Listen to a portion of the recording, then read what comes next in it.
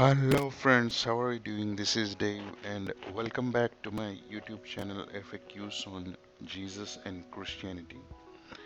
It's my first video on this channel and I'm excited as it brings me a bit more closer to Yeshua. Uh, Technically, it's not my first video on this channel. I have tried a couple of uh, videos on this channel earlier, but those uh, videos contained so many questions together, trying to fit into one video. So they became lengthy, and I decided to delete those videos and include only one question in every part, uh, which I'm gonna make from now on to keep all the parts short, simple, and less tiring. So before we begin, I would like to read out a disclaimer for you. Christianity has been prevalent from over 2000 years. Since then, so many questions, doubts have been raised on it by non-Christians and by Christians themselves. Main idea of this channel is to discuss those questions, doubts, and various things pertaining to it. The answers of the FAQs in this channel is per my own understanding and perception. So anybody who feels any FAQ needs to be corrected, debated, or needs to be discussed upon, please feel free to comment on the video. I'll provide my mail ID to discuss further. And please make sure to keep the comments, doubts, and debates respectful, matured, and educated. I am no one to discuss these things, or I have so much spiritual knowledge. I am just a meek person, but I'll be glad if the discussions can make me and others more enlightened and educated about Christianity and Yeshua. Once a great man said in his quote, argument is to find who is right and debate is to find what is right. So this channel is about pure debates and discussions. So let's keep out arguments and mudslinging on any religion or group. I have tried my best not to hurt the sentiments of any group or community in this video. Uh, and at any point of time in this video, if you find anything not proper or unintentionally objectionable, please comment and notify me immediately. I'll try to modify or correct whatever is not proper. Alright, so let's look at the question or FAQ we're gonna discuss today, and also the ones which we're gonna discuss in coming parts. So, is there a religion called Christianity? So, this is the one we're gonna discuss about today. Also, let's have a look at some of the questions we're gonna discuss in coming parts. Is Yeshua a foreign god? Why is the Bible, sacred book of the Christians, divided into two, Old and New Testament? Why do Christians take sips of wine, not the wine mixed with alcohol in wine shops, but pure wine, and eat crumbs of bread in church once every month? So, does Christianity promote drunkenness? Are Christians drunkards? Why do Christians believe in preaching the gospel good news all over the world? Do they want to convert everybody? What about the fake Christian pastors and preachers? Why is Yeshua called King of the Jews? How is he a king when he was unable to save himself? Why do Christians worship him if he was unable to save himself? Why is Yeshua's sacrifice considered to be for the whole humanity?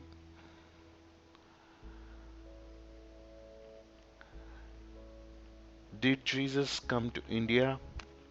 How did Christianity start in India? Was it started by Britishers as commonly believed to be?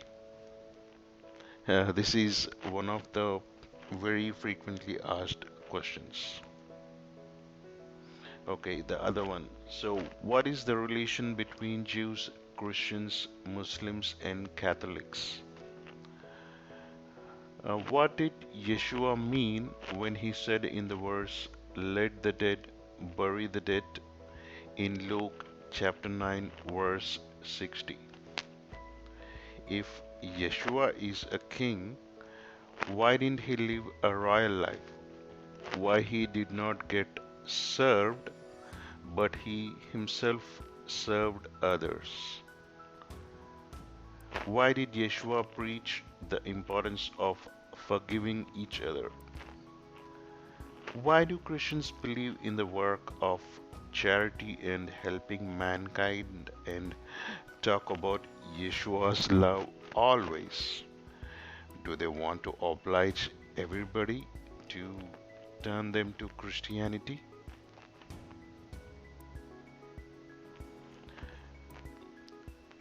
Why do Christians go to church every Sunday?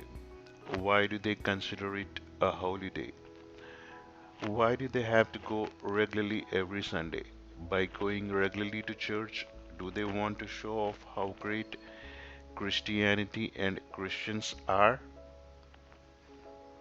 Why to gather only at church? Why it's necessary to meet people and have fellowship with people?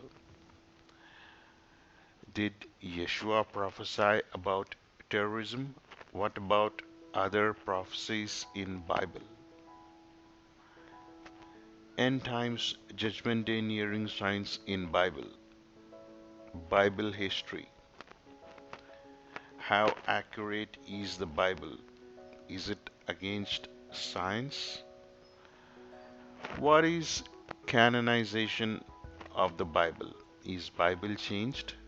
Are the present copies of the world corrupted? Uh, I would like to add one more thing here in the 19th question. We all might be wondering why the Old Testament and uh, New Testament sounds very different or sounds like written by different people, and totally the context in the New Testament is different and in the Old Testament it's different. So we're gonna discuss why it sounds different in that question as well. Alright, last three questions are: is Yeshua God? Why we need to worship him? Where did he say worship me? What is the difference between a pope, father, and a pastor? Why Yeshua did not wash his hands and legs when invited by a Pharisee for dinner?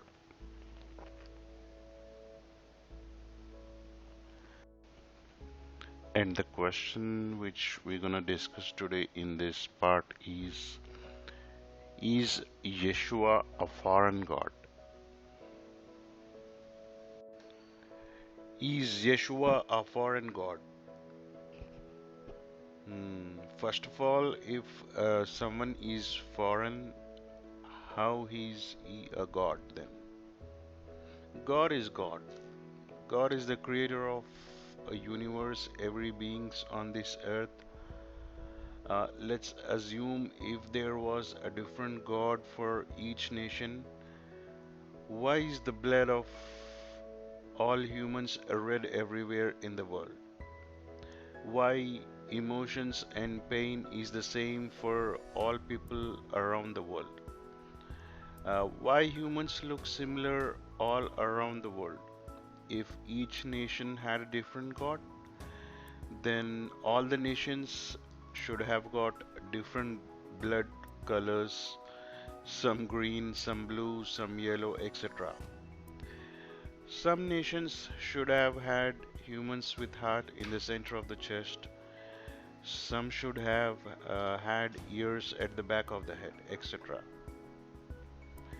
Pain is pain for any human regardless of nationality, color, gender, etc. And all have been made with a standard by Almighty.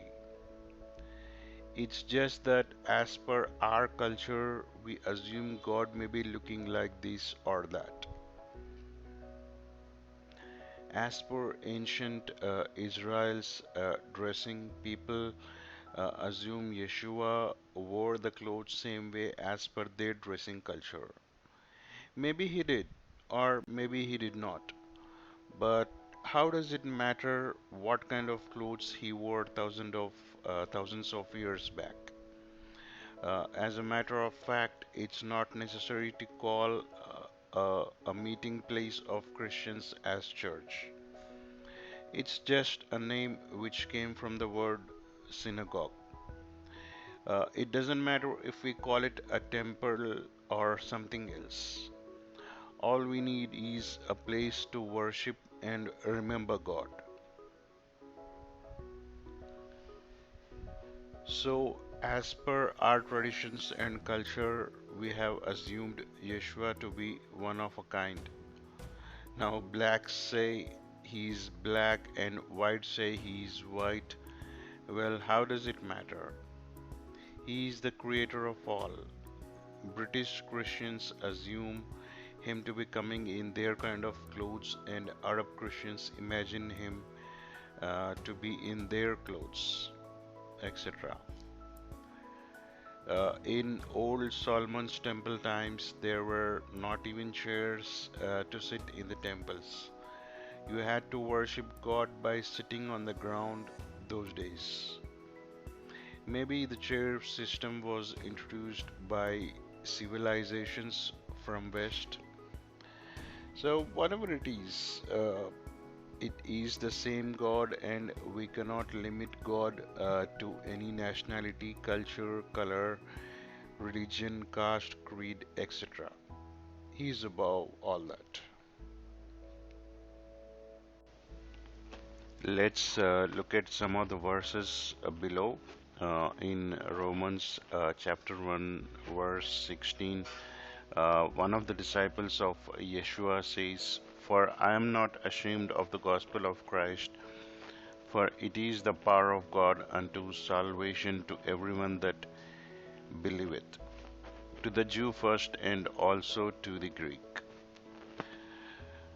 So it's true that Yeshua came to save Jews first, because the God's chosen people, Jews, were good at following all the rituals and customs, but their heart was far from God.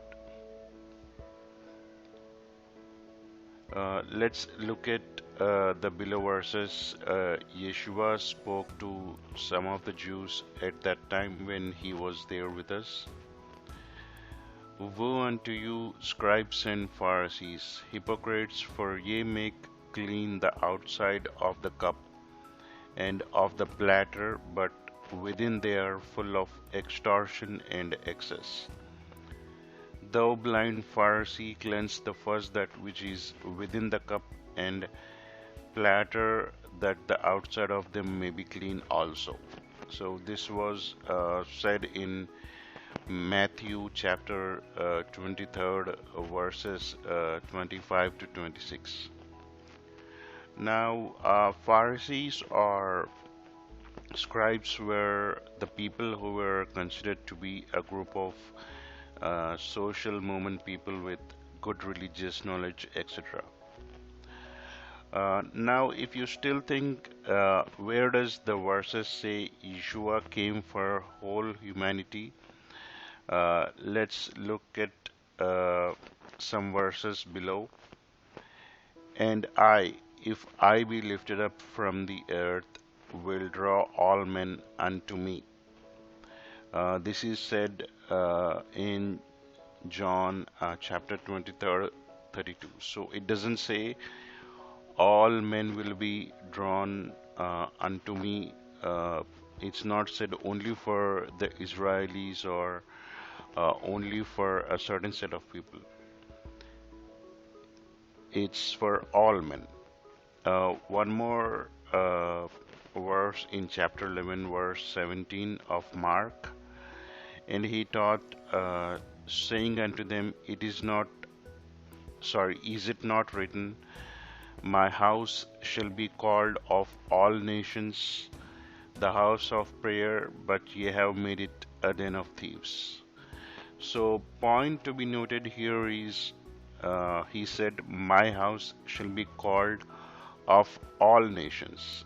Yeshua doesn't only say Israel or any other set of people. He says, my house shall be called of all nations. If you still think that Yeshua is for only a certain set of people, or uh, Bible or God is biased against uh, a set of people or Israelis, in the coming series, you can check the other FAQs which I'm going to discuss on why Yeshua's sacrifice is considered to be for the whole humanity, and why it applies for all the people, his sacrifice, and was he biased towards a certain set of people like Israelis, etc. So all these things we're going to discuss in coming questions. So uh, stay tuned with the coming series.